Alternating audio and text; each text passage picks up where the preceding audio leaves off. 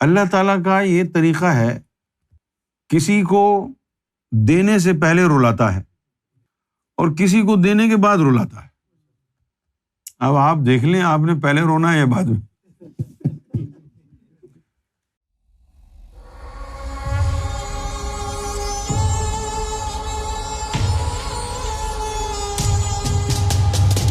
وعلیکم السلام۔ میرا سوال نہیں ہے، ایک گزارش ہے۔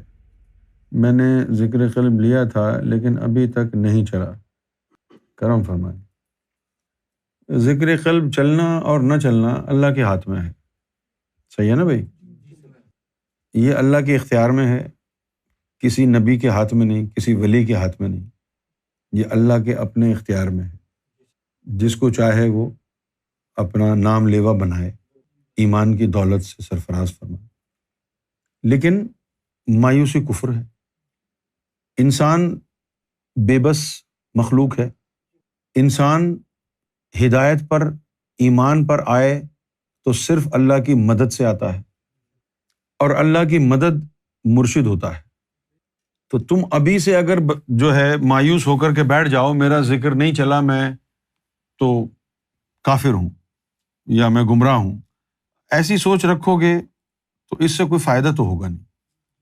اچھا، میرا اپنا جو ماننا ہے وہ یہ ہے کہ کسی کا ذکر نہیں چلا، ٹھیک ہے، اس کے بعد اگر وہ دنیا داری میں چلا جائے تو کیا امپروومنٹ آئے گی؟ بدگمان رب سے متنفر ہو جائے گا۔ تو یہ بہتر نہیں ہے کہ ذکر نہ چلے پھر بھی تو یہاں پر آتا رہے، کسی نہ کسی دن رب کی رحمت کو جوش آ ہی جائے گا، کیونکہ اس نے کہا ہے کہ وہ غفور الرحیم ہے، اس کی رحمت کو جوش آ ہی جائے گا اور وہ کرم کر دے گا۔ اللہ تعالیٰ کا یہ طریقہ ہے، کسی کو دینے سے پہلے رلاتا ہے اور کسی کو دینے کے بعد رلاتا ہے۔ اب آپ دیکھ لیں، آپ نے پہلے رونا ہے یا بعد میں؟ وہ ذکر چل جاتا ہے، اچھلتے کودتے ہیں بہت، اس کے بعد اللہ کی لسٹ میں تو نام آ گیا نا۔ اب بلا اور مصیبت جب آتی ہے تو پھر وہ روتے ہیں، کہتے ہیں پتہ نہیں یار کیوں میں نے ذکر لے لیا، اچھی خاصی زندگی گزر رہی تھی، یہ جب سے ذکر لیا ہوا ہے یہ تو حالات ہی خراب ہو گئے۔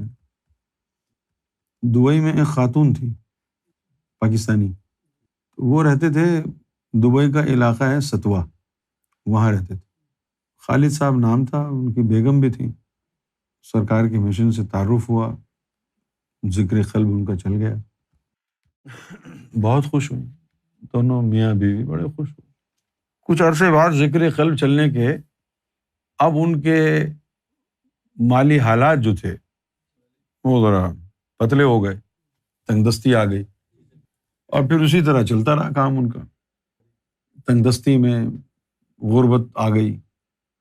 تو کسی نے ایک دن ان سے پوچھا کہ بھئی آپ کو کیا محسوس ہوتا ہے ذکر وغیرہ آپ کا چلا؟ تو وہ عورت لاہور کی تھی، بڑی منہ پھٹ تھی، اس نے کہا پنجابی میں، جدوں دا اللہ ساڈے گھر چ وڑیا ہے ساڈی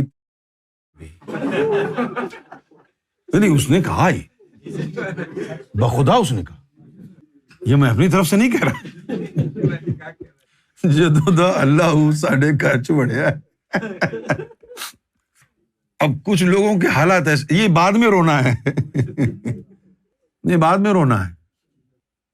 کچھ لوگوں کو جو ہے اللہ تعالیٰ جو ہے وہ بعد میں آزماتا ہے، آزمائش ہے نا یہ بھی، کہ آپ جو ہے وہ اللہ کی محبت آ گئی، اب اللہ اگر آپ سے دنیاوی دولت چھین لے تو کیا پھر صبر سے کام لیں گے یا کہیں گے جی اللہ بہت ہو گئی یہ محبت، یہ بہت ہو گئی ہے، بس اب واپس کر دو ہماری آسائشیں۔ جیسے وہ ایک شعر ہے اردو میں، اب مجھ پر نزاع کا عالم ہے تم اپنی محبت واپس لو، کہ اب تو مجھ پر نزاع کا عالم ہے، مار دیا تمہاری محبت نے، اب تم واپس لے لو۔ کچھ لوگوں کے اوپر یہ پریشانیاں مصیبتیں بعد میں آتی ہیں، اور کچھ لوگوں کے لیے یہ ہوتا ہے کہ اللہ پہلے آزماتا ہے، اب وہ جو آزما رہا ہوتا ہے تو بندہ سوچتا ہے ابھی تو میرا ذکر نہیں چلا ہے، میں نے ذکر لیا ہے تو دیکھو میرے حالات کیسے ہو گئے، تو بھاگ جاتا ہے۔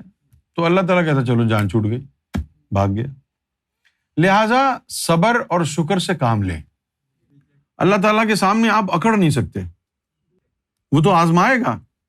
قرآن مجید میں اس نے کہہ دیا ہے صاف صاف، 5 چیزوں سے وہ آزمائے گا۔ اگر آپ کو ڈر لگتا ہے آزمائش سے تو پھر آپ اپنے دنیا داری میں لگے رہیں، جھوٹی نمازیں پڑھتے رہیں، جھوٹے کلمے پڑھتے رہیں۔